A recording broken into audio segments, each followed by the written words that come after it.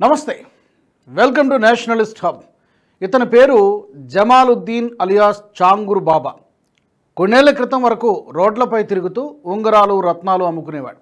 అయితే అక్రమ మత మార్పిడులకు పాల్పడుతున్నాడన్న సమాచారం మేరకు ఏటీఎస్ పోలీసులు ఇతని ఇంటిపై దాడులు చేశారు.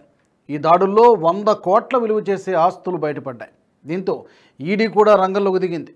విచారణ ముందుకు సాగుతున్న కొద్దీ కళ్ళు బైర్లు గంబే నిజాలు వెలుగులోకి వస్తున్నాయి. 5-6 సంవత్సరాల్లోనే ఒక విలాసవంతమైన భవనం, లగ్జరీ వాహనాలు, అనేక నకిలీ సంస్థలకు యజమానయ్యాడు చాంగుర్ బాబా. మధుపూర్ గ్రామంలోని కోఠి అతడి నెట్వర్క్ ప్రధాన స్థావరం. అక్కడి నుంచి చాంగుర్ బాబా మొత్తం నెట్వర్క్ పనిచేసేది.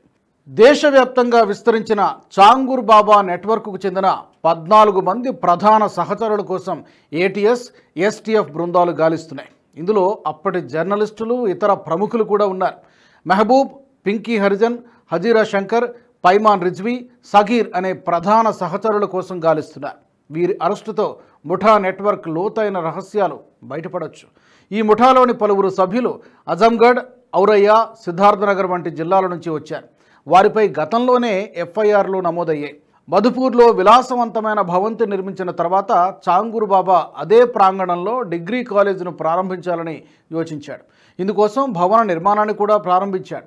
అరెస్టు, దర్యాప్తు కారణంగా అతని ప్లాన్లకు అడ్డుకట్టపడింది. జమాలుద్దీన్ బాబా ఇప్పటి వరకు 40 నుంచి 50 సార్లు ఇస్లామిక్ దేశాలకు ప్రయాణించినట్టు దర్యాప్తులో తేలింది. అతను బలరాంపూర్లో అనేక ఆస్తులను కూడా కొనుగోలు చేసినట్టు తేలింది. మరోవైపు జమాలుద్దీన్ నెట్వర్క్ భారతదేశం అంతటా విస్తరించి ఉందని దర్యాప్తులో తేలింది. విదేశీ నిధులు ముఖ్యంగా గల్ఫ్ కంట్రీస్ నుండి వస్తున్నట్టు వెల్లడైంది. ఏటీఎస్ మరో కీలక విషయాన్ని కూడా వెల్లడించింది. ఇస్లామిక్ మత మార్పిడిలో జమాలుద్దీన్ కుటుంబం మొత్తం కూడా పాలు పంచుకుంటోందని తెలిపింది. ఏప్రిల్లో జమాలుద్దీన్ కుమారుడు మెహబూబ్తో పాటు మరో వ్యక్తిని కూడా ఏటీఎస్ అరెస్టు చేసింది. జమాలుద్దీన్తో పాటు మరో 10 మందిపై కూడా యూపీ ఏటీఎస్ అధికారులు కేసులు నమోదు చేశారు. యూపీలోని వివిధ జిల్లాల్లో కూడా ఎఫ్ఐఆర్లు నమోదయ్యాయి. జమాలుద్దీన్, అతని సహచరులు దాదాపు 40 మందిని బలవంతంగా ఇస్లాంలోకి మార్చడానికి ప్రయత్నించారని, ఎన్నో ప్రలోభాలకు గురిచేసినట్టు విచారణలో తేలింది. ఈ వ్యవహారంపై యూపీ డీజీపీ అభిషేక్ స్పందించారు. ఈ ముఠా చాలా విస్తృతమైన నెట్వర్క్తో ఉందని, దీంతో లోతైన దర్యాప్తు ప్రారంభించారని ప్రకటించారు. మతం మార్చే విషయంలో ప్రేమ వ్యవహారాలు నడపడం, తప్పుడు వాగ్దానాలు ఇవ్వడం, ప్రలోభాలకు గురి చేయడం లాంటివి చేస్తున్నారన్నది కూడా తాము కనుగొన్నట్టు చెప్పారు. అలాగే మైనర్లను కూడా ఈ ముఠా టార్గెట్ చేసిందని, విదేశాల నుంచి 40 బ్యాంకు ఖాతాలకు 100 కోట్లకు పైగా నిధులు మళ్లించారని కూడా గుర్తించినట్టు ఏడీజీపీ ప్రకటించారు. జమాలుద్దీన్ భారీ స్థాయిలో ఇస్లామిక్ మత మార్పిడికి ప్రణాళికలు చేసేవాడని తేలింది. ముఖ్యంగా మహిళలను ఆకర్షించి ఇస్లాంలోకి తీసుకురావడానికి ముస్లిం పురుషులకు భారీ స్థాయిలో నిధులు సమకూర్చేవాడు. అంతేకాకుండా ఈ ముస్లిం పురుషులు తమ పేర్లను హిందూ పేర్లుగా మార్చుకుని తాము హిందువులమేనని నటించి నమ్మబలికేవారు కూడా. అంతా అనుకున్నట్టు జరిగితే పెళ్లిళ్ళు కూడా చేసేవాడు. ఇస్లామిక్ మత మార్పిడి కోసం జలాలుద్దీన్ తన పేరును కూడా మార్చేసుకున్నాడు. 4-5 సంవత్సరాలుగా తన కుటుంబంతో కలిసి చాంద్ ఔలియా దర్గా సమీపంలో నివసిస్తున్నాడు. తన పేరును హజ్రత్ బాబా జమాలుద్దీన్ పీర్ బాబా అని మార్చేసుకున్నట్టు పోలీసుల విచారణలో తేలింది.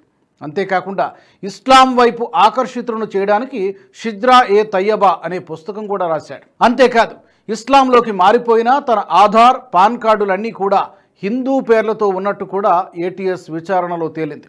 ఎదుటివారిని నమ్మించడానికి ఇలా చేస్తున్నట్టు తెలుస్తోంది. లక్నోలో ఓ మహిళను తాను హిందువుగా నమ్మబలికి ప్రేమలో పడేశాడని కూడా తెలుస్తోంది. మత మార్పిడి కోసం ఓ నెట్వర్క్ను తయారు చేసి దీన్ని ఓ వ్యాపారంలా నిర్వహిస్తున్నాడని ఏటీఎస్ ఆరోపిస్తోంది. ఒకవేళ బ్రాహ్మణులు, సిక్కు, క్షత్రియ మహిళలు మతం మారితే 15 నుంచి 16 లక్షలు, ఓబీసీలు మతం మారితే 10 నుంచి 12 లక్షలు, మిగతా వారికి 8 నుంచి 10 లక్షలు ఇచ్చేవాడని కూడా తెలుస్తోంది. విచారణ పూర్తయితే దేశవ్యాప్తంగా విస్తరించి ఉన్న ఇతని నెట్వర్క్ నుంచి ఇంకెన్ని దారుణాలు వెలుగు చూస్తాయో చూడాలి. ఈ వీడియో మీకు నచ్చినట్టయితే లైక్ చేయండి, 10 మందికి షేర్ చేయండి. అలాగే కామెంట్ల రూపంలో మీ అభిప్రాయాలను మాతో పంచుకోండి. Nationalist hub group of channels ను సబ్స్క్రైబ్ చేసుకుని తెలుగునాట జాతీయవాద జర్నలిజాన్ని ప్రోత్సహించండి. ఈ వీడియో కింద ఉన్న బెల్ ఐకాన్ పై క్లిక్ చేయడం మర్చిపోవద్దు.